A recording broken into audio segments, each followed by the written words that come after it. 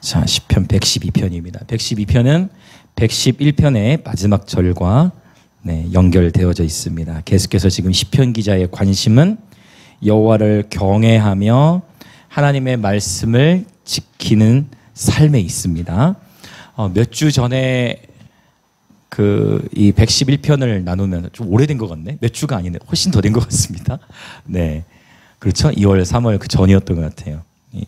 맞나? 이 111편을 나누었었는데 여호와를 경외하는 것. 여러분, 하나님을 경외하는 것이 무엇이죠? 아멘. 하나님을 경외하는 것은 지혜의 근본이죠. 하나님을 경외하는 것. 우리가 시편 111편을 나누었을 때 성경에서 처음 경외라는 단어가 어디에 나온다고 했냐면, 경외라는 단어가 성경에서 처음 언급된 본문은 창세기 22장입니다. 그래서 바로 아브라함이 독자 이삭을 하나님께 바칠 바로 그 문맥 안에서 경외라는 단어가 처음 사용이 되어지고, 바로 경외하는 것. 네가 이제야 나를 경외하는 줄 알겠다라고 하나님이 말씀하실 때 하나님 그 앞에 뭐라고 말씀하셨어요? 네가 내 독자 이삭마저도 내게 아끼지 아니하였으니 이제야 내가 하나님 경외하는 줄을 아노라라고 했어요. 그래서 하나님을 경외하는 마음이란 하나님께는 아무것도 아끼지 아니하는 마음입니다. 아멘.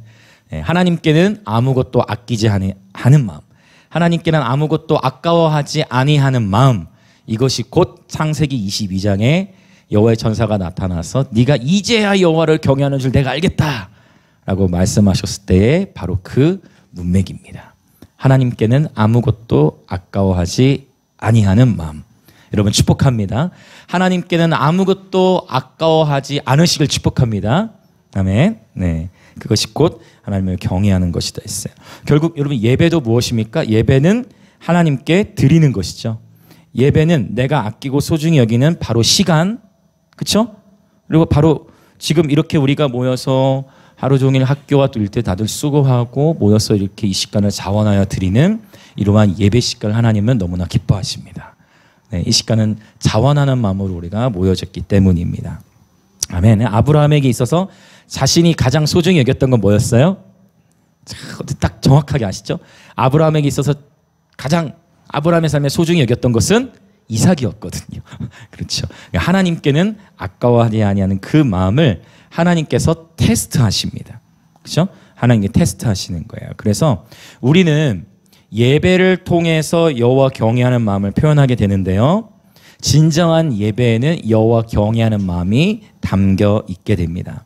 그래서 꼭 우리가 기억해야 될 것은 뭐냐면, 음악 자체는 예배가 아니고 음악은 예배를 드리기 위한 도구입니다. 여호와를 경외하는 마음이 담겨 있지 않은 음악은 예배가 아니라 뭐가 될 수 있을까요? 공연이 될 수 있어요. 그래서 우리의 예배가, 그렇죠? 우리의 음악, 우리의 연주가 진정 하나님께 드려지는 예배가 되기 위해서는 우리의 마음이 정말 거룩한 살아있는 제물로 하나님께 드려져야 됩니다. 그래서 이 시간이 굉장히 소중한 시간이에요. 어떤 앨범 작업이나 화려한 수천 명의 무대가 아니라 바로 정말, 그렇죠? 우리의 이 시간의 예배는, 우리의 회중이 예수님이신 거예요. 진짜 예배는 어쩌면 이 시간들을 통해 이렇게 반면되어지는 것일 수 있어요. 그렇죠? 진짜 우리의 회중이 사람이 아니라 진짜 이 시간의 회중은 누구밖에 없습니까, 여러분? 진짜 예수님밖에 없는 거예요. 그래서 이러한 시간들이 하나님 앞에서 정말 의미 있는 시간이고, 저도 이러한 시간들을 20대 때 참 많이 통과했어요. 하나님 생전 해보지도 않은 농사 짓고 막 사역하게 하셨는데, 그 농사 짓고 있으면서 회중이 아무도 없는 거예요. 회중이 있긴 있었어요. 귀뚜라미 같은 친구들. 그래서 귀뚜라미 귀뚤귀뚤 소리 내고. 곱등이라고 아십니까? 곱등이 아세요? 곱등이. 네, 곱등이 굉장히 징그럽게 생겼어요. 그런 친구들하고 같이 예배드리고, 근데 그 시간들 속에서 하나님께서 저를 이렇게 준비시키셨던 것이죠. 그리고 어느 날 하나님의 때에 하나님께서 하나님의 방법으로 갑자기 2,000여 명의 컨퍼런스를 5년 동안 예배팀 리더로 섬기게 하셨어요. 그러면서 그때 이제 우리 윌러브 지금 현재 대표인 장희 형제도 그때 그 팀에 함께 있었고, 그래서 하나님의 인도하심은, 하나님은 항상 작은 것에 충성된 자에게, 그렇죠? 지극히 작은 것에 충성된 자에게 더욱 큰 것을 맡기시는 분인 줄 믿습니다. 네, 그래서 이 시간들이 굉장히 소중한 우리의 시간인 줄 믿습니다. 여러분 축복합니다. 네, 물론 지금 이 시간에도 열심히 일하고 있는 친구들, 또 학교에 있는 친구들 다 축복합니다. 네. 그리고 또한 그럼에도 불구하고 또 이 시간 함께 이 시간 하나님을 예배하고 있는 여러분 모두 주 예수 그리스도를 축복합니다. 여러분 진정 하나님을 경외하는 예배자들이심을 믿습니다. 아멘, 할렐루야. 자, 1절부터 이제 들어가 볼까요? 자, 1절 같이 한번 읽겠습니다. 112편 1절 시작. 할렐루야. 여호와를 경외하며 그의 계명을 크게 즐거워하는 자는 복이 있도다. 아멘. 자, 할렐루야로 시작합니다. 여호와를 경외하며 그의 계명을 크게 즐거워하는 자는 복이 있도다. 성경에서 복이라는 단어는 히브리어로 두 가지 단어를 써요. 네, 복. 복이라는 단어가 쓸 때 오늘 본문에서 쓰인 단어는 에쉐르라는 단어를 씁니다. 에쉐르. 그래서 이 에쉐르라는 단어가 문법적으로 쓰였을 때는 문법 구조에서는 관계 대명사로 쓰이는데 이 단어가 형용사처럼 쓰일 때가 있어요.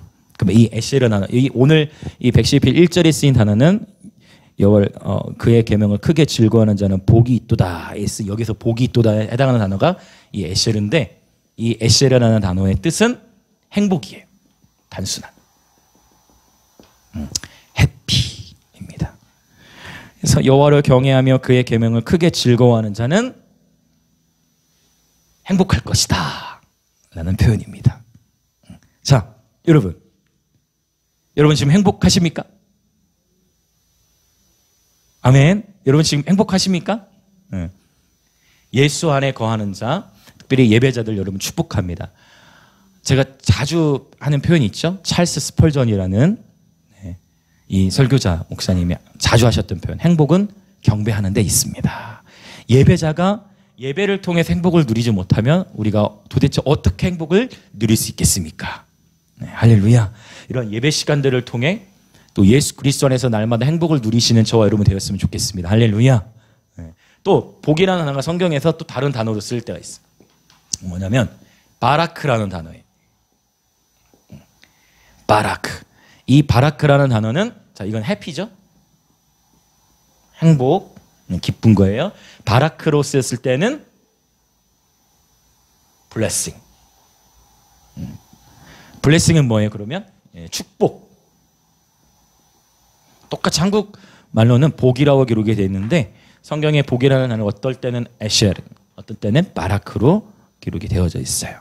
그래서 이 축복이라는 건 무엇입니까? 바로 하나님 아버지께서 때를 따라서 각 사람을 축복하시죠. 아멘. 여러분 하나님께서 주시는 복을 넘치도록 받으시기 축복합니다. 에베소서 1장에서는 하늘의 신령한 복과 땅의 기름진 복으로 표현해놨어요. 여러분 정말 하늘의 신령한 복과 땅의 기름진 복을 충만히 받으시기 축복합니다. 하나님은 저와 여러분이 행복하길 원하시고 하나님은 저와 여러분이 축복받기를 원하십니다. 아멘. 복이라는 단어가 이렇게 두 가지로 나타나요. 자, 여호와를 경외하며 그의 계명을 크게 즐거워하는 자가 행복할 것이다 라고 표현하고 있습니다. 그래서 이 시편 1편에서도 바로 복 있는 사람은 이라고 했을 때, 그렇죠? 거기서 복 있는 사람도 역시 행복이라는 단어를 쓰고 있어요. 행복한 사람이 누구인가? 이거 한번 가볼까요? 오랜만에 시편 1편. 시편 1편 1절부터 3절 한번 읽어보겠습니다. 시편 1편 1절부터 3절 시작.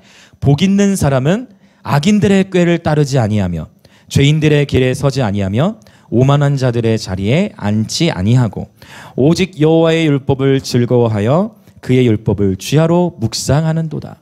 그는 시냇가에 심은 나무가 철을 따라 열매를 맺으며 그 잎사귀가 마르지 아니함 같으니 그가 하는 모든 일이 다 형통하리로다. 아멘.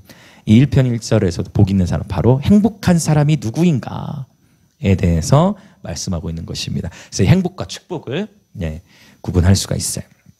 자, 다시 이제 본문으로 112편 2절로 돌아와 보겠습니다. 자, 2절 3절을 보면 여호와를 경외하며 그의 계명을 크게 즐거워하는 자가 받을 보상에 대해서 말씀하고 있습니다. 자, 2절 먼저 읽겠습니다. 시작. 그의 후손이 땅에서 강성하며 정직한 자들의 후손에게 복이 있으리로다. 아멘. 흥미로운 것은 2절에 쓰인 복은 바라크가 쓰였어요. 자, 1절에서는 에셋, 그리고 2절에서는 복이 있으니까 하나님 말씀은 정확해. 그러니까 여호와 경외하는 것에 자신의 행복을 누리고 하나님의 말씀 즐거워하는 것에서 행복을 누리는 예배자에게 하나님께서 어떻게 하신다? 축복하신다는 것입니다. 정리되시나요? 똑같은 복이 아니라는 거예요. 히브리어로는, 원어로는. 사실 하나님을 경외하는 거 설명드렸어요. 하나님께는 아무것도 아까워하지 않는 마음이라고 했습니다. 하나님을 경외하고 하나님의 말씀을 크게 즐거워하는 것에 자신의 행복을 두는 사람. 하나님 말씀대로 살아가는 게 너무 즐거워. 다윗처럼 주야로 주님의 말씀을 묵상하는 것이 내게 너무 행복이야.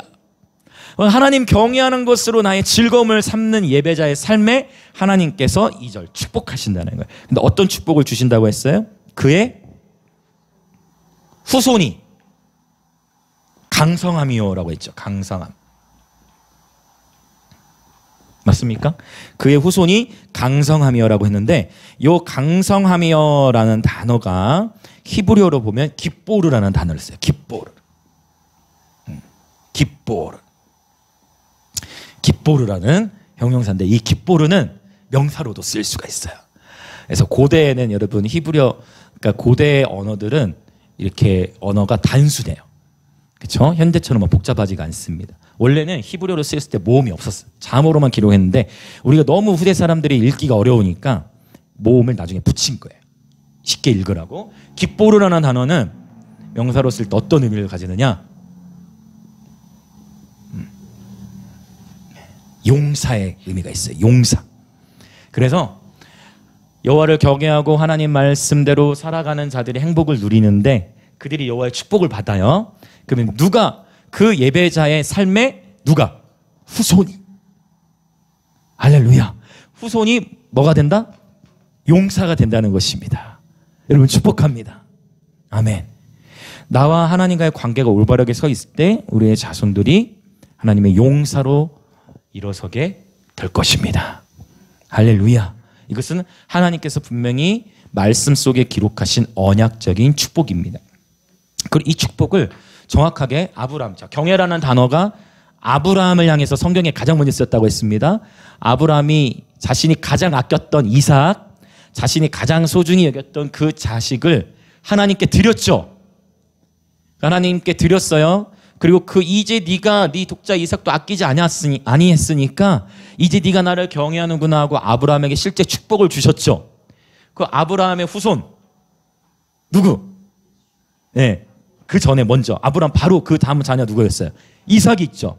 이삭이 넘치로 축복을 받았죠. 아멘. 야곱도 넘치로 축복을 받았죠. 사실 에서마저도 축복을 받았어요. 원래 에서는 하나님의 약속의 자녀가 아니잖아요. 원래 에서는 약속된 자녀가 아니야. 그럼에도 불구하고 아브라함이 실수했음에도 불구하고, 이게 굉장히 중요한 건데, 아브라함이 실수했음에도 불구하고 하나님은 아브라함에게 축복하셨습니다. 에서도 복을 받아 성경이 명백히 얘기해요. 에서에게 하나님 복을 주셨죠. 그 오늘날 이스마엘의 족속들 보세요. 그러면 이스마엘 족속이 지금 복을 받았습니다. 하면 복을 받았어요. 물론 언약적인 자손은 야곱의 줄기를 통해서 흘러오지만 또 야곱, 그 다음에 요셉. 그리고 갈라디아에서 보면은 믿음으로 말미암은 저와 여러분도 역시 아브라함의 자손이 되었다라고 성경은 표현해요. 물론 그 사이에 또 1세기 때 예수 그리스도, 물론 또 그 전에 다윗, 예수님도 다윗의 자. 그러니까 마태복음 1장 구약과 신약을 연결시킬 때 족보로 시작하는데 그 족보 어떻게 시작이 돼요? 아브라함과 그 다음 누구예요? 아브라함, 그 다윗의 동급자. 아브라함과 다윗의 자손 예수 그리스도의 족보라. 아브라함, 다윗, 그리고 예수 그리스도로 연결되어지죠. 마태복음 1장에 족보가 나요. 우리 여성분들 축복합니다. 마태복음 1장에 족보가 나오는데 원래 유대인 사상에서는 족보에 여자 이름을 넣지 않아요. 근데 마태복음 1장에서는 족보에 여인들의 이름이 들어가 있어요. 다말도 들어가 있죠. 그렇죠. 다말의 삶은 객관적으로 보면은 그렇게 아름다운 삶이 아니었단 말이에요. 그렇죠. 수치심을 느낄 수밖에 없는 그러한 인생이었는데 그 다말의 이름을 하나님은 족보에 넣어주셨어요. 그것도 신약성경, 신약 새 언약 시대를 여는 마태복음 1장에 그 여인의 이름. 또 누가 들어있습니까? 다말 들어가 있고. 그래서 라합 들어가죠. 라합도 삶 보세요. 라합은 어때요? 네.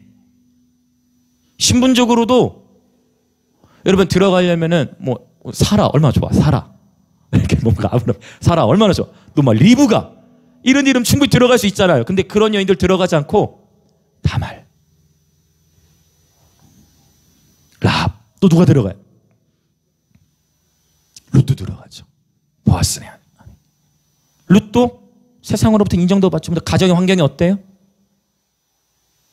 남편도 잃고, 네, 시어머니 모시고 살고 처절한 삶의 환경이 통과했던 여인. 또 한 여인이 나오죠. 또 누가 나올까요? 네, 이름 자체는 남편 이름을 넣었어. 우리아의 아내. 밧세바로 놓지 않고 우리아의 아내를 넣었어. 그 우리아의 아내. 그렇죠. 이것은 다윗에겐 굉장히 수치이죠.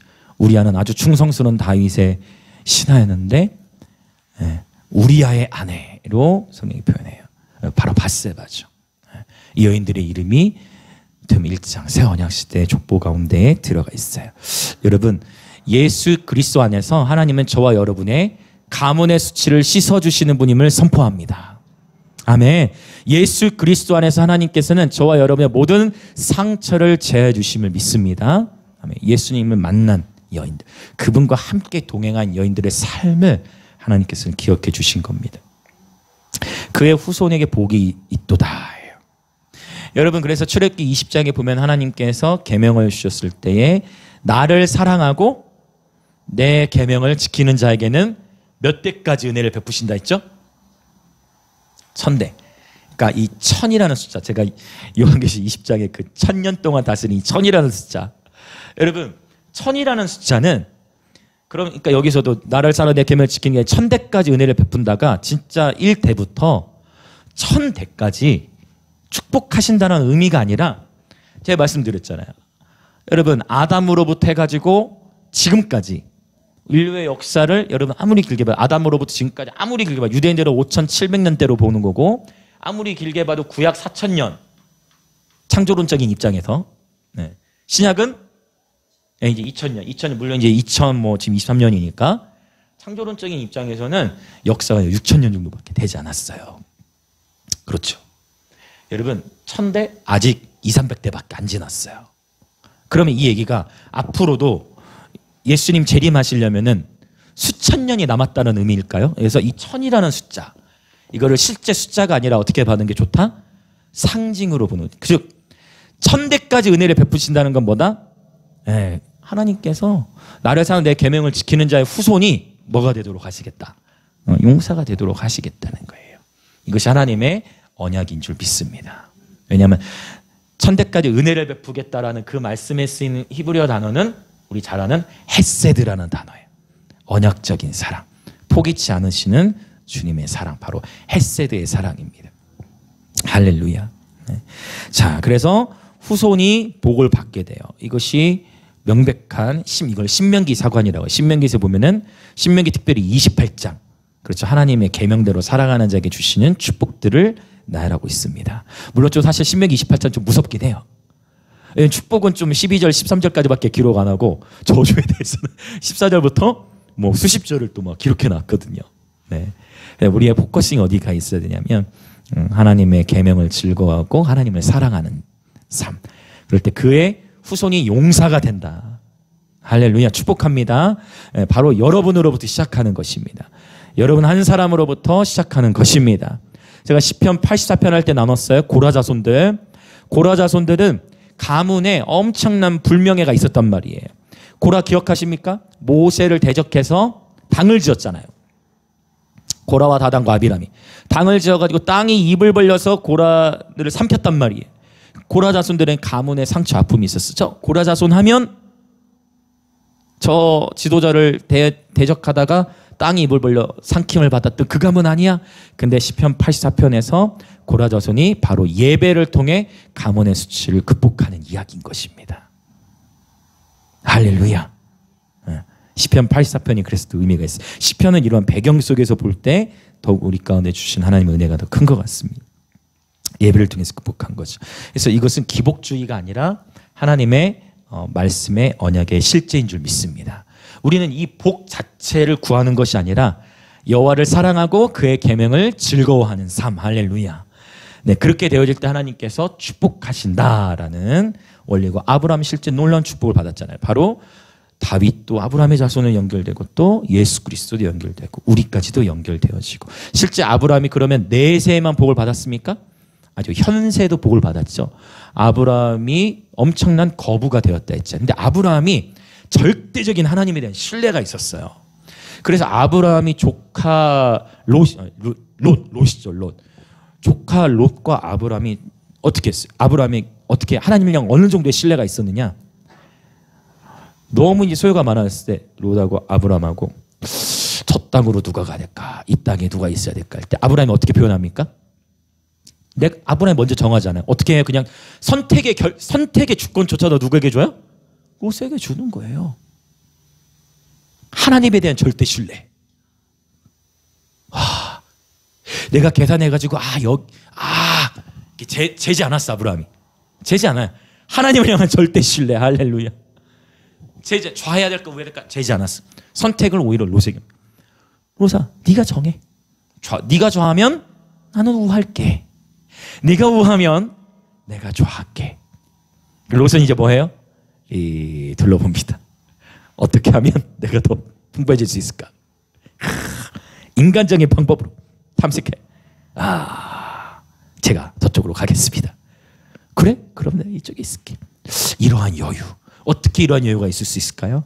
아브라함에게는 하나님에 대한 절대적인 신뢰가 있었어요. 여러분, 하나님을 향한 절대적인 신뢰 안에서 살아가시기 축복합니다. 우리는요, 무조건 누구나 실수를 경험해. 누구나 실수를 경험해. 우리가 하나님을 섬긴다 하면서도 때때로 하나님이 원하시는 길로 가지 못할 때가 있어요, 없어요? 우리는 실수를 경험해. 물론 그 실수를 최대한 줄여나가야 되겠죠. 여러분, 나의 선택의 결정권까지도 주님께 내어드리시길 축복합니다. 하나님은 오늘 또 세일을 행하시는 분이십니다. 하나님은 저와 여러분의 삶이 하나님의 손에 붙들려 있다면 그분은 길을 여시는 분이신 줄 믿습니다. 아멘. 네. 자, 후손이 복을 받아요. 그 다음에 3절 읽어봅시다. 3절. 자, 시작. 부와 재물이 그의 집에 있으며 그의 공의가 영구히 서 있으리로다. 참, 이 부분은요, 민감한 주제일 수 있지만 분명히 성경은 말씀하세요. 그의 집에 뭐가 있을 것이다? 부와 재물. 그런데 이제 신약에 와서 보면 하나님과 견주는 신이 딱 유일한 대상이 나와. 하나님하고 비교되는 신. 하나님과 비교되는 신을 뭐라고 표현했죠? 신약에서는 마태복음 6장 24절에 보면 하나님과 뭐를 겸하여 섬길 수 없다? 재물을 겸하여 섬길 수 없다. 그래서 반드시 하나님은 이 재물을 맡기시기 전에 테스트하세요. 그래서 우리가 해야 될 일은 뭐냐면 하나님과 재물을 겸하여 섬길 수 없기 때문에 시장의 관점 안에서 보면 한번 따라 봅시다. 청지기. 하나님께서 지금 나에게 맡겨주신 자원과 지금 내 삶의 자리에서 청지기의 삶을 사는 거예요. 하나님이 나를 부르신 그 자리를 소중히 여기고 또 하나님이 내게 맡겨주셨던 영역의 분깃과 조그만 영역이라 할지라도 그 영역을 신실하게 최선을 다해 섬길 때 이제 맡겨도 되겠구나 하고 하나님께서 점점점 맡기시는 분깃을 증가시켜 주시는 영적인 원리. 이것이 구약과 신약의 짝이에요. 그 구약에서는 주로 여호와를 경외하면은 복을 받고 부와 재물을 받는다. 잠언에 그대로 나오잖아. 잠언에 여호와를 경외함과 겸손의 보상은 재물이라고 분명히 말씀하죠. 그렇죠? 존귀와 재물과 영광이다라고 표현했어요. 구약의 사관이에요. 구약의 가치관이에요. 근데 신약에서는 그 말씀 플러스 이제 그러니까 이게 하나님 말씀이 정확한 거야. 지금 이 새 언약 시대를 살아가는 우리들에게는 이 부가 축복이기도 하지만 매우 위험할 수 있는 거예요. 그래서 하나님과 재물을 겸하여 섬길 수 없다. 이 우선순위부터 하나님은 테스트하시고 다루시는 것입니다. 그러면서 디모데전서입니까? 디모데후서 6장 10절에 보면 돈을 사랑함이 일만하게 뿌리는, 그러니까 바울이 굉장히 강조한 거야. 원래 율법은 613가지예요. 율법은 613가지야. 그래가지고 이렇게 해라 248, 이렇게 하지 마라 365, 합쳐가지고 613가지. 그런데 613가지인데 일만하게 뿌리가 아니라 바울이 굉장히 과장한 거예요. 그러니까 모든 악에 뿌리라는 거예요. 뭐가요? 돈을 사랑함이. 이 영역을 하나님은 다루시는 거예요. 진짜 하나님만을 경외하고 주님을 사랑하는 자, 아니면 탐심은 곧 뭐라고 했어요? 탐심은 곧 우상숭배라고 했거든요. 그래서 하나님은 그 부분을 다루십니다. 바로 재정의 영역이에요. 그래서 이 재정의 영역을, 재정의 영역에 있어서 나의 재정의 주인이 하나님이시다라고 인정하는 표현으로 우리는 무엇을 해요? 그렇죠. 11조 생활을 하는 이유. 이거는 목사님 11조 안 하면 지옥 갑니까? 그렇지는 않다고 생각해. 11조 안 하면 지옥 가는 표현이 성경에 없어요. 11조 안 하면 지옥 가는 그런 의미가 아니에요. 그러니까 이것도 또 잘 해야 돼요. 11조 안 하면 지옥 가. 이거는 저는 잘못된 가르침이라고 생각해요. 그것과 관련된 것이 아니라 11조는 하나님의 관계, 율법적인 관점에서 11조를 이해하면 11조를 절대 하기 어려워. 근데 그것이 아니라 11조는 율법이 아니라 관계의 초청인 거예요. 나의 삶의 주인이 하나님이심을 인정하는 그러한 수단이지 11조를 하냐 안 하냐 그거 가지고 뭐 구원의 그런 문제 전혀 아닌 거. 11조의 영역은 그냥 하나님과 나의 관계. 내가 나도 모르게 탐심으로 들어가지 않고 나의 모든 부와 재물, 내가 하나님 맡기신 이 재물의 주인이 누구시다? 하나님이시다라고 고백하는 거예요. 할렐루야. 11조는 관계 안에서 이해하시길 축복합니다. 네, 그렇죠. 하나님. 구약에서는 굉장히 무섭게 말씀하잖아요. 11조 말라기 3장에 보면 무섭잖아요. 구약에 뭐라고 표현해? 11조 안 하면 내 것을 도둑질하였다. 구약을 그렇게 무섭게 말씀해. 그렇죠? 신약의 관점 안에서는 이것은 하나님과의 관계, 내 삶의 우선순위, 나의 삶의 주인이 누구인가, 이것에 대한 열매, 이것에 대한 표현이 바로 11조인 것입니다. 그렇죠. 지금부터 훈련을 해야 돼. 그래야 지금부터 훈련이 돼야 돼. 그래 하나님께서 여러분에게 막 월급을 여러분의 월급 1,000만 원씩 주시면 할렐루야. 여러분 하나님께서 여러분의 월급 한 달에 막 1,000만 원씩 벌게 하시면 100만 원 드려야 되는데 지금은 제가 재정이 없어서 못 하겠습니다. 하나님 나중에 제가 한 1,000만 원 정도 벌면 그때 100만 원씩 하겠습니다. 여러분 그때 되면 더 11조 하기가 쉬울 것 같습니까? 지금부터 습관이 안 돼 있으면 그때 되면 그 재정이 더 아까워질 거예요. 지금 미리미리 하나님과 관계 안에서 내게 주신 조그만 분깃이랄지라도 그것을 하나님께 기쁨으로 내어드리는 저와 여러분이 되었으면 좋겠습니다. 할렐루야. 하나님은 저와 여러분이 복받기를 원하시고 부와 재물. 결국 하나님께서는 우리의 삶 가운데에 내세에서만 아니라 현세에서도 재정의 축복을 주기 원하시는데 신약 성경에서는 굉장히 조심스럽게 이 재물을 다루고 있다라는 것을 우리가 기억할 필요가 있어요. 그래서 저는 어떻게 생각하냐면 이제 우리 9월에 집회가 있잖아요. 9월 16일에 이거 여러분 동계산에서는 절대 이 집회를 열 수가 없어요. 여러분 3,000만 원의 예산이 필요한데 이거를 동계산에 가지고 우리가 어떻게 이 집회를 하겠다고 했겠어요. 믿음으로 들어갔어요. 그러나 하나님이 기뻐하시는 일이고 그때 하나님은 놀라운 이 도시적 차원의 부흥의 문들을 이제 여신 줄 믿습니다. 벌써 이제 그날 그 9월 16일에 광고를 해야 되거든요. 그 다음 이제 또 집회. 그래서 지금 또 소진영 간사님 아십니까? 네, 마커스의 여성 인도자인데 다양한 컨텐츠로 우리가 이제 해마다 정기적으로 기획하고 있어요. 김해 땅에 초청하려고. 네, 다음 세대들을 위해서. 그러나 하나님께서 기뻐하시고 우리의 마음이 하나님께 정렬되어져 있다면 하나님께서 필요한 재능들도 공급해 주실 줄 믿습니다. 할렐루야. 네. 이 통장을 만들 때 저희 개인 소유가 아니라 연합체 이제 비영리 법인 등록을 한 거예요. 그 통장을 개설할 때 3,000원을 입금했습니다. 3,000만 원까지 가려면 3,000원, 3만 원, 30만 원, 300만 원, 그 다음에 3천만 원이죠. 네, 3천 원 입금으로 시작이 되어졌지만, 네, 우리 믿음으로 시작했고, 지금 네, 감동 안에서 재정들을 이제 하나님 풀어주실 줄 믿습니다. 왜요? 저는 그렇게 믿어요. 하나님께서 핫겟에 말씀하셨어요. 금도 내 것이요, 은도 내 것이라 하셨어요. 우리의 마음의 소원이 하나님 마음에 합해져 있다면 그분은 그분의 때에 맞게 이 재정을 풀어주실 거를 저는 신뢰합니다. 우리가 이 집회를 여는 이유는 순수한 목적으로, 바로 제3의 장소에서 이렇게 여는 순수한 목적으로. 그래서 등록비도 그래서 고민을 하다가 회의 끝에 안 받기로 한 거예요. 진짜 말 그대로 다음 세대를 위한 집회로 편하게 이 집회를 이끌어 나가기 위해서 하나님께서 풀어주실 믿고 저는 그렇게 도전합니다. 하나님께 저와 여러분을 물도온 하인들처럼 야 정말 하나님 채우셨구나 라고 하나님께서 간증하게 하실 줄 믿습니다. 정말 하나님께서 기가 막히게 딱 하나님 인도하셨구나 라고 우리 모두는 간증하게 될 겁니다. 물도온 하인들로 하나님 저와 여러분 부르셨어요. 자, 주변에 계신 분들 한번 인사합시다. 하나님께서 당신을 물도온 하인으로 부르셨습니다. 좀 자신감 가지시고 재정이 될까? 여러분 자신감 좀 가지시고 네. 우리의 어떤 우리의 유익을 위해서 이 재정이 아니라 투명하게 관리하고 운영하면서 도시적 차원으로 계좌를 열었어요. 하나님이 하실 줄 믿습니다. 네. 저는 기대하고 있어요. 우리 다 지금 기대하고 있어요, 목사님. 왜냐, 우리가 이 집회가 시작되는 데 있어서 벌써 기억이 나요. 처음에 이제 2년에서 3년째 되는 것 같아요. 김해 지역 안에서 연속 기도회. 목사님들 이렇게 찾아뵙고 인사를 드릴 때 처음에 목사님들이 도대체 이 기도회는 어떻게 하는 것이냐. 1시간, 2시간에 끝나는 것도 아니고 무슨 기도를 6시간이나 하냐. 무슨 기도회 12시간 하냐. 네. 하다 보니까 이제 목사님이 벌써 이번 5월 27일 기도회는 다음 기도회 언제 하냐고.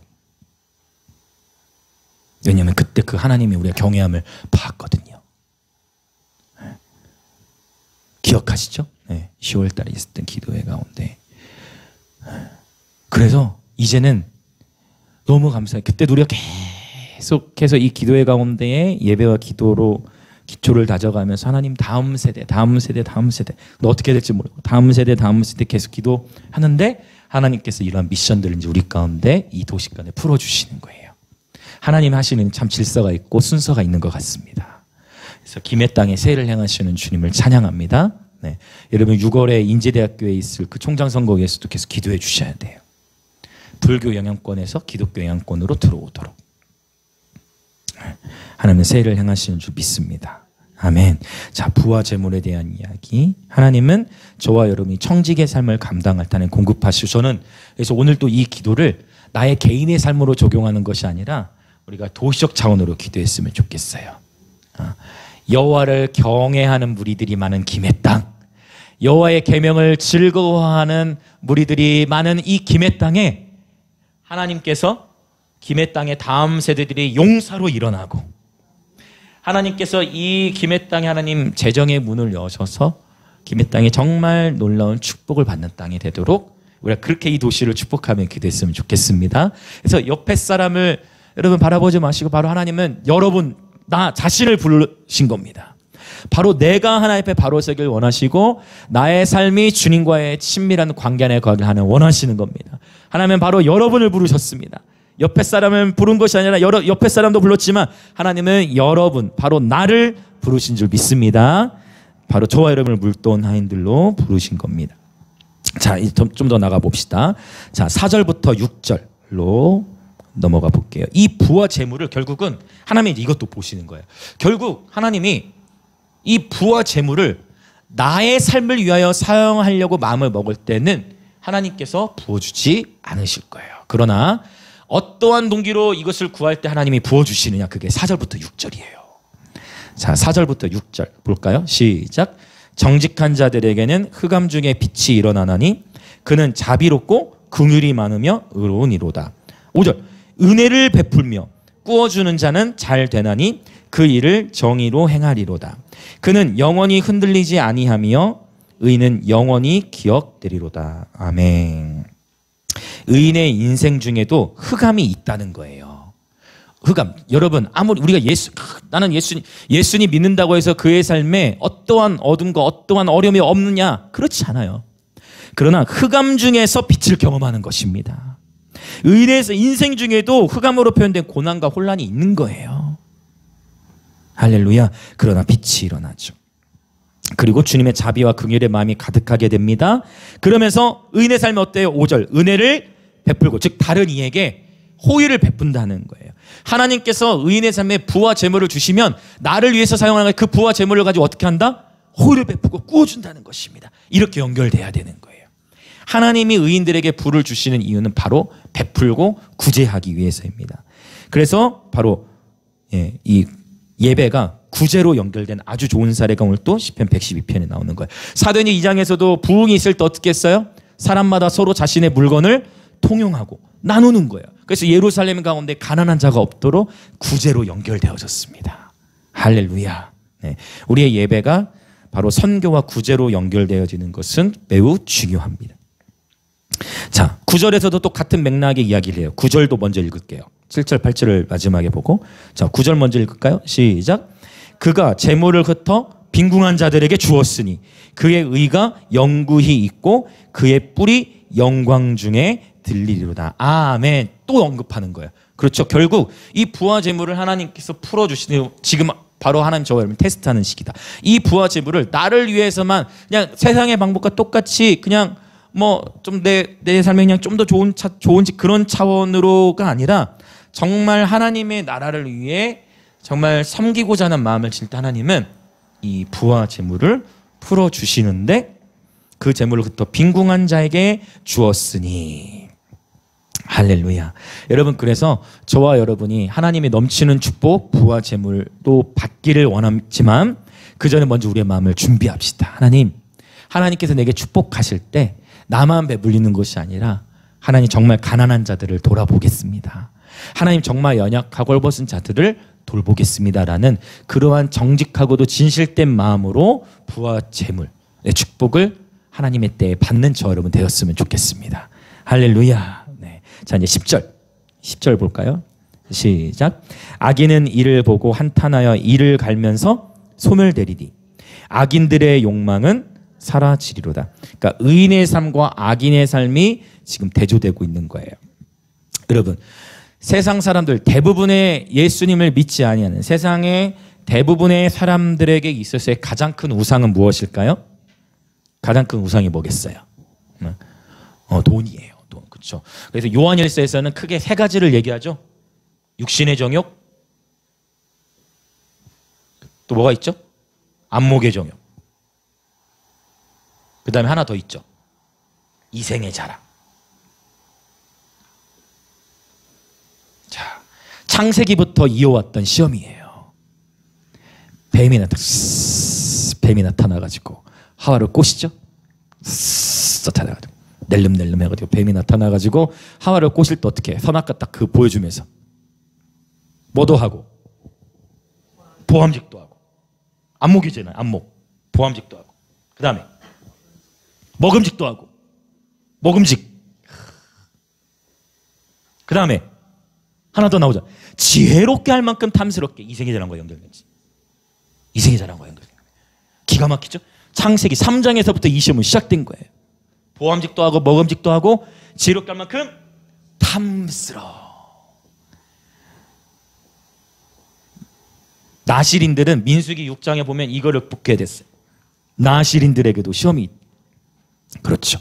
정확하게. 그리고 마태복음에서도 보면 마태마가 누가 다 나오죠. 예수님께서 광야를 통과하실 때도 광야에서 성령에게 이끌리셔서 마귀에게 시험을 받으셨죠.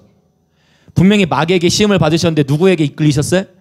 분명히 성경은 기록해. 성령에게 이끌리어 마귀에게 시험을 받으셨어요. 그래서 이름을 꼭 기억하세요. 마귀에게 시험을 받는 그 순간에도 성령께서 그 시험을 허락하신 걸 수 있는 거예요. 성령께서 이끄셔서 마귀에게 시험을 받으러 가셨다니까요. 할렐루야. 마귀에게 시험이 왔다. 내가 지금 뭔가를 잘못했나. 그것이 아니라 성령께서 마귀에게 시험 받는 시간을 허락하신 것일 수 있다는 거예요. 아멘이십니까? 예수님도 똑같이 시험 통과해야 돼요. 예수님도 몇 가지? 3가지. 돌이 떡이 돼. 예수님 지금 뭐하고 있어? 금식하고 있어. 또 먹는 거 얘기 또 나오죠. 또 뭐가 있습니까? 뛰어내리라. 그러면 어떻게 하겠다? 천군 천사들이 너를 받들 것이다. 또 뭐가 있어요? 하나 더 있죠. 내 앞에 엎드려 결하라. 그러면 뭘 하겠다? 이 세상에 모든 걸 주겠다. 역시 또 사탄이 어떻게 유혹해요? 세 가지. 근데 저는 너무 놀라요. 자, 창세기에서는 뱀이었죠. 이게 이사야로 가면 리워야단. 꼬불꼬불한 뱀이 좀 더 멋있어졌어. 뱀이 좀 더 강력해졌어요. 리워야단은 좀 더 강력한 모습으로 욥기서나 이사야 특히 27장. 근데 요게 요한계시록에 가면 뭐가 돼요? 뱀이. 뭐가 돼요? 옛 뱀이요 곧 용이라고 했잖아요. 그럼 여러분이 보기에 뱀이 더 세요? 용이 더 세요? 용이 더 세잖아요. 용이 더 세잖아요. 용이 더 세. 그러면 잘 보세요. 창세기로 그때도 엄청난 유혹들이 있었겠지만 창세기 때도 성적인 범죄들이 있었고 컸지만 창세기 14장에 보면 막 소돔과 고모라 타락해서 근데 창세기부터 요한계시록 올수록 하나님의 나라도 증가되겠지만 그만큼 원수도 세지는 거예요. 저와 여러분이 예수님을 믿고 자유하지만 그렇다고 우리를 공격하는 사단의 시험이 점점 작아지는 게 아니고 내가 성장하는 만큼 내가 주님을 알아가고 내가 성장하는 만큼 뱀도 어떻게 돼간다? 진화하는 거예요. 이전에는 기어만 다녔지만 용은 어떻게? 날아다니고 용은 와 이거 와 불도 품자 잘 안 죽어. 뱀은 좀 죽이기 쉽지만 용은 쉽게 안 죽잖아요. 그러나 요한계시록 12장에 가서 보면은 분명히 용이 교회를 삼키려고 해. 여자로 비유된 교회를 삼키려고 하는데 그러나 하나님께서 그 여자를 보호하세요. 여기 여자는 바로 신부, 그리스도의 신부인 교회를 의미하는 거예요. 할렐루야. 그러니까 원수도 뱀에서 용으로 진화가 일어나지만 할렐루야. 마지막 때 바로 저와 여러분도 하나님께서 그리스도 강한 용사로 일으키십니다. 그래서 우리는 자꾸 이 뱀이 커졌네, 용이 됐네. 내 삶에 오늘 나는 예수님 잘 믿고 있는 것 같은데 어찌 내 삶의 고난은 더 커졌을까? 그만큼 여러분이 하나님과 관계 안에서 성장하실 것이 있어요. 목사님은 맨날 웃는 것 같은데요. 목사님 맨날 웃잖아요. 저의 삶에도 나름대로의 고난이 있습니다. 저의 삶에도 헤쳐나가는 어려움들이 다 있는 거예요. 여러분 다 있는 거면 우리 각자 다 있는 거예요. 안고 가는 거예요. 그래서 주님 말씀하시죠. 나를 따르려거든 누구든지 자기를 부인하고 날마다 이 자기 십자가는 날마다 이미 우리는 새 사람이 되었잖아요. 자기 부인은 한 번에 돼. 나를 따르려거든 자기를 부인하고 이는 일회성의 사건이에요. 저와 여러분이 이미 새로운 피조물이 되었습니다. 그러나 자기 십자가를 지는 거는 날마다 하라고 하나님 말씀하신 거예요. 어제 선줄로 생각했다가 오늘 넘어져요. 오늘 선줄로 생각했다가 내일 넘어지는 게 우리 인생이에요. 그래서 늘 겸손해야 돼요. 늘 겸손해. 아무리 어떤 목회자고 아무리 신령해 보이는 사람도 한순간에 넘어질 수 있어요. 그래서 늘 겸손히 깨어있는 저와 여러분 되기를 원합니다. 왜요? 원수의 공격도 진화한다니까요. 이전에는 땅만 기어다니는데 막 날아다니는 거잖아요. 뱀의 용으로 진화하니까. 이걸 한번 깊이 묵상할 필요가 있어요. 그럼 하나님은 넉넉히 이길 힘을 저와 여러분이 주신 줄 믿습니다. 그래서 이 마지막 요한계시록에 제가 그래서 이 부분을 늘 강조하는 게 요한계시록에 인내라는 단어, 헬라어로 히포모네, 인내라는 단어가 몇 번 나오느냐? 7번 나와요. 정확하게. 인내라는 단어가 몇 번 나온다? 7번. 그러면 인내를 너는 7번만 하라. 아니겠죠. 뭐겠어요? 계속 끝까지 인내해야 된다. 날마다 인내해야 된다. 예수님 다시 재림하실 때까지 끝까지 인내해야 되는 거예요. 그리고 또 하나 제가 논문으로 썼던 내용이에요. 바로 예배의 장면. 요한계시록에 나오는 예배의 장면이 7번 나와요. 그래서 인내는 수동적이죠. 그 예배는 능동적이에요. 그래서 우리는 이러한 예배 시간을 통해 그렇죠? 예배와 이게 마지막 시대를 살아가는 자들이 반드시 지녀야 될 인내 그리고 또 하나 예배입니다. 인내 참 힘들어요. 참는 건 너무 인내 너무 힘들죠. 도대체 주님 언제까지입니까? 도대체 주님 언제까지입니까? 왜 계속 인내해야 됩니까? 그게 하나의 말씀의 세계 안에 있어요. 그러나 수동적으로만 인내라고 하지 않으시고 감사하게도 우리에게 예배의 무기를 주셨습니다. 할렐루야. 그래서 오늘 또 이렇게 모여서 예배하는 거예요. 우리는 이 시간에 의무로 모인 게 아니고 종말론적인 시대 가운데에 하나님과 동역하는 거예요. 예배. 예배로 승리를 쟁취하는 저와 여러분 되기를 원합니다. 아멘. 이 창세기로부터 시작됐던 이걸 보십시오. 이 정확하게 성경 속에 창세기부터 요한계시록에 흐르는 이 흐름들. 여러분 주님의 말씀을 붙들고 주 안에서 힘내시길 축복합니다. 할렐루야. 이제 7절 8절 나누고 기도하겠습니다. 우리 반주 해주세요. 7절 8절 같이 읽겠습니다. 시작. 그는 흉한 소문을 두려워하지 아니하며 여호와를 의뢰하고 그의 마음을 굳게 정하였도다. 그의 마음이 견고하여 두려워하지 아니할 것이라. 그의 대적들이 받는 보응을 마침내 보리로다. 아멘.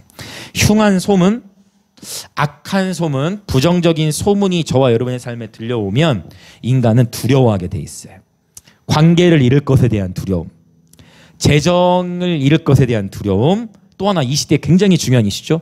건강을 잃을 것에 대한 두려움. 이 세 가지. 관계를 잃을 것에 대한 두려움, 돈을 잃을 것에 대한 두려움, 건강을 잃을 것에 대한 두려움, 온갖 두려움들이 이 세상에 가득해요. 흉한 소문이 올 때 인간은 두려워합니다. 그러나 여호와를 의뢰하고 그의 마음을 굳게 정하는 자들, 그의 마음이 견고하여 두려워하지 아니할 것이라. 누가요? 누가 그의 마음이 견고하여 두려워하지 않을 수 있어요? 1절인 거예요. 결국 여호와를 경외하며 그의 계명을 즐거워하는데 크게 즐거워하는 것입니다. 할렐루야. 네, 크게 즐거워하는 것입니다. 이 하나님께서 부화제물을 맡기시기 전에 하나님 재정의 테스트를 하신다 했잖아요. 이제 제가 스페인에 살다가 스페인 그 바르셀로나에 살다가 거기서 결혼하고 한국에 딱 들어가도 공주에서 이제 사역을 하는데 농사를 짓고 살고 있는데 담대하게 왔는데 막상 우리 큰딸은 생후 3개월. 그러면 이제 아이가 어리잖아요. 그러면 기저귀도 필요하고 여러 재정의 필요들이 있는데 물론 먹는 거야 뭐 농사 짓고 뭐 거의 율무 따다 먹으면 되고 하니까. 그래서 저희 딸이 건강해요. 예심이랑 팔씨름 해보신 분 있어요? 안 해보셨어요? 반에 예심 팔씨름 해본 분? 그렇지, 해봤죠. 예심이가 남자들도 다 이겨요. 반에서 손도 뭐 엄청. 얘는 유기농 전혀 아닌 그것만 먹고 자랐어. 근데 그래서 하은이도 저 남자애들이 저 둘째 셋째 아들들이. 왜냐 얘네들은 인스턴트를 많이 먹고 자랐어. 씨는 달라. 예씨는 농사 짓고 살던 시기니까 맨날 그 나물 뜯어 먹고 이러니까 더 건강해. 인스턴트 오염이 안 됐거든. 인스턴트를 사 먹을 돈도 없는 거야. 그러니까 저는 그나마 괜찮은데 저희 아내 입장에서 얼마나 힘들었겠어요. 그렇죠? 왜냐면 이제 그 여성 입장에서 더 그 준비를 해야 되는데 돈이 있어야 뭘 사 먹는데 돈은 없으니까 우리 그냥 믿음으로 왔는데 이게 이제 현실로 막 다가오는 거예요. 먹는 거는 어떻게든 농사 짓고 먹으면 되는데 문제는 기저귀가 필요하잖아요. 기저귀 갈아줘야잖아. 신생아 때는 기저귀 많이 드는 거 아시죠? 신생아 때는 기저귀 저도 세습해요. 신생아 때는 기저귀 양이 더 많이 들어. 그런데 두려워하기 시작하면 이게 인생이 참 그래요. 여러분 한번 두려워하기 시작하면 너무 다양한 생각들이 막 몰려오니까 그 두려움의 늪에서 쉽게 헤어나오질 못해. 재정에 대한 한번 두려움이 엄습해오잖아요. 그러면 이제 그 두려움이 뭘로 변할까요? 두려움이 엄습해오잖아요. 그러면 두려움이 뭘로 변하느냐? 원망으로 가요. 불평으로 가요. 하나님을 향해서도 원망하고 그러면 너무 막 그 두려움이 뭐 하나님을 향해서도 원망하면서 어떻게 돼? 주변의 사람들에게 함부로 안 돼. 막 거칠어지게 돼. 그런데 하나님이 그때 하나님 뭘 경험케 하시느냐? 제가 그때 있던 곳은 이제 그때 당시 홈플러스로 가려면 차로 40분을 가야 되는 차도 없어. 근데 그 시기가 하나님 어떤 기전하는 경험을 하셨느냐? 하나님 앞에서 그냥 두려워서는 답이 안 나와. 여러분 우리는 무엇으로 승부하는 자들입니까? 여러분 우리는 무엇으로 승부하는 자들이에요? 예배로 승부하는 자들이죠. 그렇죠? 여전히 저는 곱등이와 그 하나님 나를 부르신 그 자리, 바로 그 자리에서 나의 정해진 시간에 예배를 들어가요. 그리고 예배를 드립니다. 그런데 그 예배를 드리고 나서 집에 갔는데 어떤 일이 있었느냐? 그 시골에 그 길을 지나가던 한 사람이 감동을 받아서, 지금도 기억나요. 기저귀 중에서도 좋은 거 하기스 기저귀 한 팩을 놓고 간 거예요. 기저귀 중에 하기스는 좋은 기저귀입니다. 야, 기저귀가 떨어져 있는데 그때로부터 기저귀가 단 한 번도 공급이 끊어진 적이 없어요. 하나님의 말씀의 세계는 실제이고 있습니다. 엘리사 이야기 아시죠? 그 한 어떤 여인이, 과부가 하나님께 난 이거밖에 없어요 그 가루를 들었는데, 그로부터 그 가정은 어떤 일이 있었어요? 밀가루가 떨어지질 않았어요. 하나님의 공급이 떨어지지 않았습니다. 그때 그러한 경험들을 하고 나니까, 이게 제가 솔로일 때는 나름대로 더 막 용기도 내서 막 스페인 유학도 가고 그냥 아시잖아요. 단칸방에서 막 유학도 가고 하나님 그렇게 했는데, 결혼을 해서 이제 키워야 될 애가 생기니까 재정적인 이제 필요가 더 생기잖아요. 그러나 여러분 축복합니다. 하나님 마태복음에 말씀하셨어요. 봐라, 저 하늘의 새를 봐라, 저 잠새를 봐라, 내가 저 새들도 먹인다. 하물며 나의 자녀인 너희들 내가 돌보지 아니하겠느냐. 그 이야기가 어디에 나오는 줄 아세요? 이 이야기 다음에 나와. 어디서? 하나님과 재물을 겸하여 섬길 수 없나니. 똑같은 6장 안에 있는 이야기예요. 하나님과 테스트하시는 똑같은 그 본문 안에 있어. 하나님과 재물을 겸하여 섬길 수 없나니. 그 얘기 하다가 뒤에 나오는 거예요. 두려워하지 마. 너희는 많은 참새보다 귀하니라. 그리고 너희는 먼저 그의 나라와 그의 의를 구하라. 그러면 이 모든 것은 너에게 더하시리라. 그로부터 이 시간들을 통과하고 나면서 야, 기가 막히게 기저귀가 끊어지더라. 기저귀가. 그래서 기저귀를 빨리빨리 갈기 시작했어요. 무슨 말인지 아시나요? 이렇게 기저귀가 많이 부족할 때는 쉬를 몇 번 해야 되나 놔둬요. 왜냐면 아껴야 되니까. 그런데 기저귀를 빨리빨리 가는데 그래서 공급이 끊어지질 않아요. 하나님이 다 뭐하고 계시다? 보고 계시다는 거죠. 이게 벌써 20대, 제가 26에 우리 예심이가 태어났으니까. 그런데 그 이후부터 하나님이 더욱 재정에 있어서 하나님 앞에 담대하게 하시고, 그러면서 하나님은 뭐 하게 하시느냐? 저도 섬겨야 돼요. 하나님이 주시는 어떤 분기단에서 하나님께도 드리고, 내가 이 재정으로 하나님은 섬겨, 내가 할 수 있는 영역 안에서 그걸 감당해 나갈 때 하나님은 계속 공급하십니다. 할렐루야. 그래서 여러분, 우리는 고백하는 거예요. 여호와 이레, 하나님께서 여러분의 공급자이십니다. 하나님이 여러분의 공급자이세요. 그래서 저도 우리 하나님의 예배자들을 위해서 늘 기도해요. 그 뭐냐, 하나님, 하나님, 이 젊은 이 친구들이 이 시간을 헌신해서 하나님 앞에 나오잖아요. 아버지, 이 예배자들에게 하나님 공급해 주세요. 하나님, 이 예배자들 풍성하게 해주세요라고 하나님께 기도해요. 우리 이 자리에 모이는 모든 예배자분들 축복합니다. 여러분, 인생은 한 번뿐이고 하나님은 다 보고 계세요. 하나님, 진짜 여러분, 하나님 다 보고 계십니다. 인생 한 번뿐이에요. 여러분, 저와 여러분이 하나님께 삶을 내어드리면 하나님께서 때에 맞게 공급하십니다. 그리고 저는 확신해요. 그냥 간당간당할 그런 테스트도 있겠지만 그 시즌이 지나고 나면 하나님은 풍성하게 공급하실 줄 믿습니다. 돈을 따라가는 것, 돈으로 인해서 사역을 추구하면 거기서 본질을 놓쳐요. 그러나 그것이 아니라 하나님을 추구하면 그 때에 맞게 하나님께서 축복을 주시는 이 생명의 사이클을 날마다 경험하시길 축복합니다. 할렐루야. 아멘. 이 시간 우리 함께 기도하겠습니다. 네, 예배팀 다 나와주세요. 같이 기도합시다. 인생을 우리가 살아가다 보면 흉한 소문, 악한 소문, 부정적인 소문이 들려오면 그때 우리는 두려워하고, 그 두려움이 쉽게 해결되지 않으면 불안하고요, 이 원망과 또 불평으로 우리의 마음이 저린데, 그런데 여러분 기억하세요. 하나님은 그 어린 한 영혼의 기저귀까지도 공급하시는 분. 기저귀를 빨리 가기 시작하면 그거에 맞게 또 기저귀를 풍성하게 공급하시는 하나님.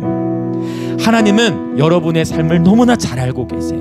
저와 여러분의 안고 일어섬을 아시고, 때로는 내 옆에 사람, 우리 지체들에게 또 쉽게 얘기할 수 없는 그런 관계 어려움, 재정의 어려움, 어떠한 그런 큰 어려움, 건강의 어려움들이 있을 수 있어요. 그러나 여러분,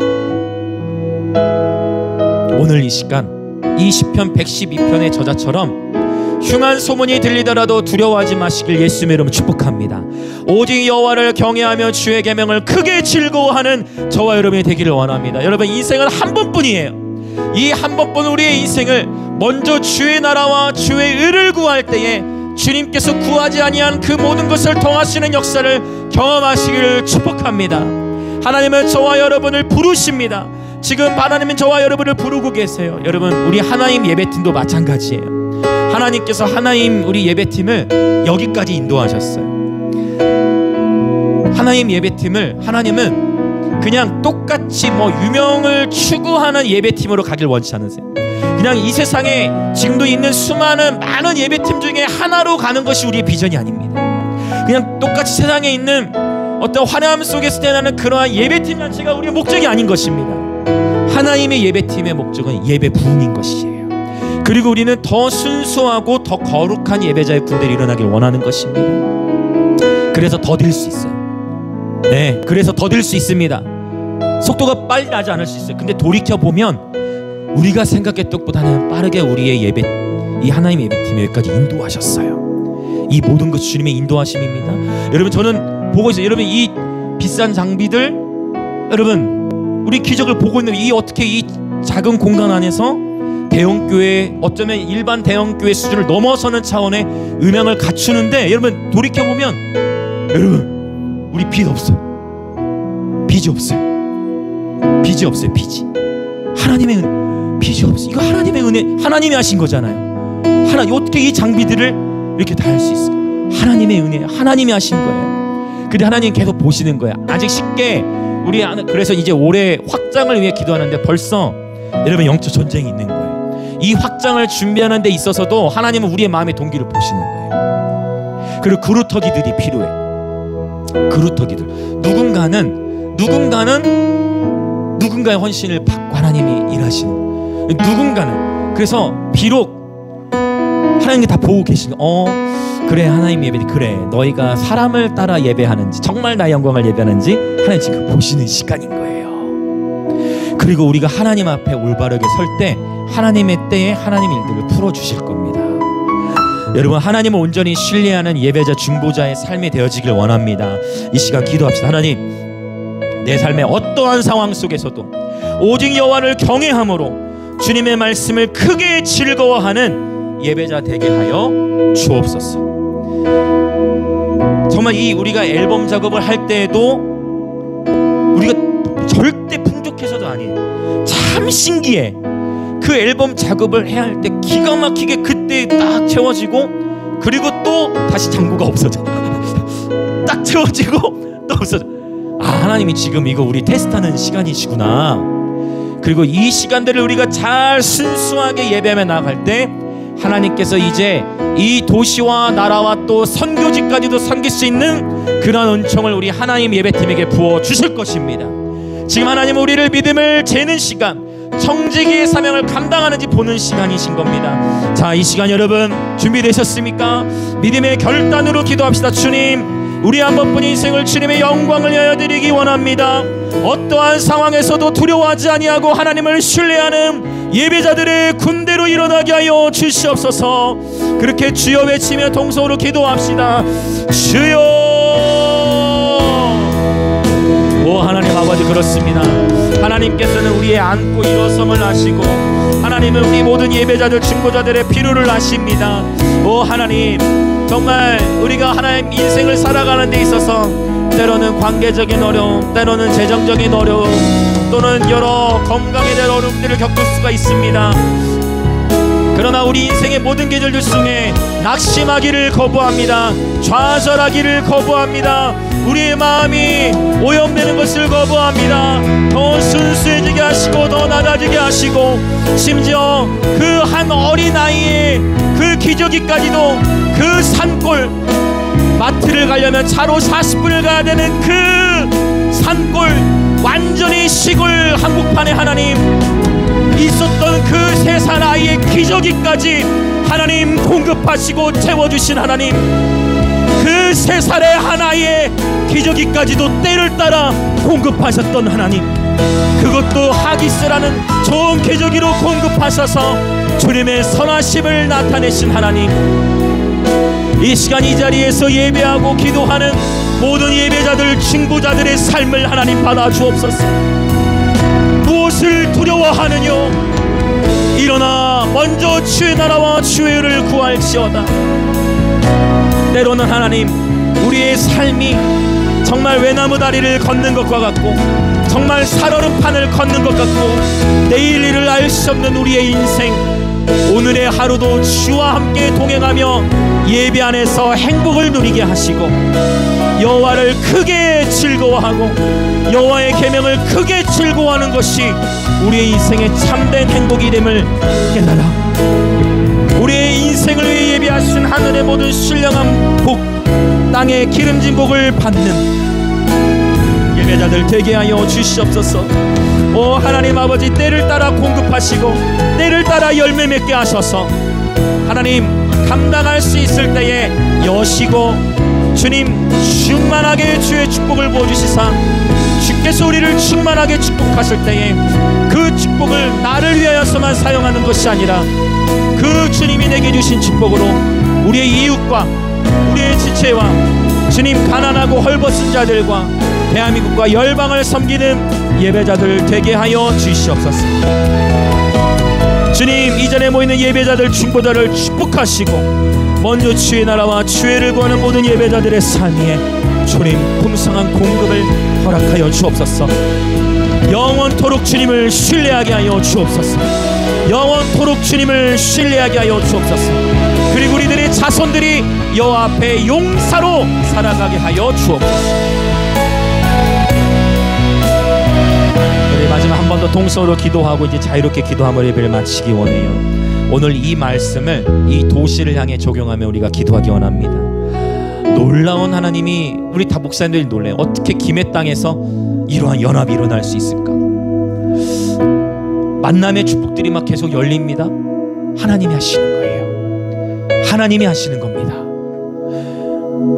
재정의 필요가 있죠. 근데 여러분, 우리 다 작은 교회들이거든요. 아무도 걱정을 안 해요. 왜요? 하나님이 하시기 때문에. 걱정해서 해결될 게 아무것도 없어요. 여러분, 걱정해서 해결되는 문제가 없더라고. 걱정해가요 될 문제가 없어요. 걱정하면 더 두려움만 와요. 하나님을 신뢰하는 것입니다. 하나님이 하시는 겁니다. 이 시간 우리 그렇게 기도합시다. 주님, 이제 이 김해 땅에 9월 16일에도 이 다음 세대를 위한 집회가 열려질 것인데, 하나님, 금도 내 것이 은도 내 것이라 말씀하신 주님, 우리가 주님을 즐거워합니다. 이 집회를 여는 목적은 다음 세대를 위한 집회.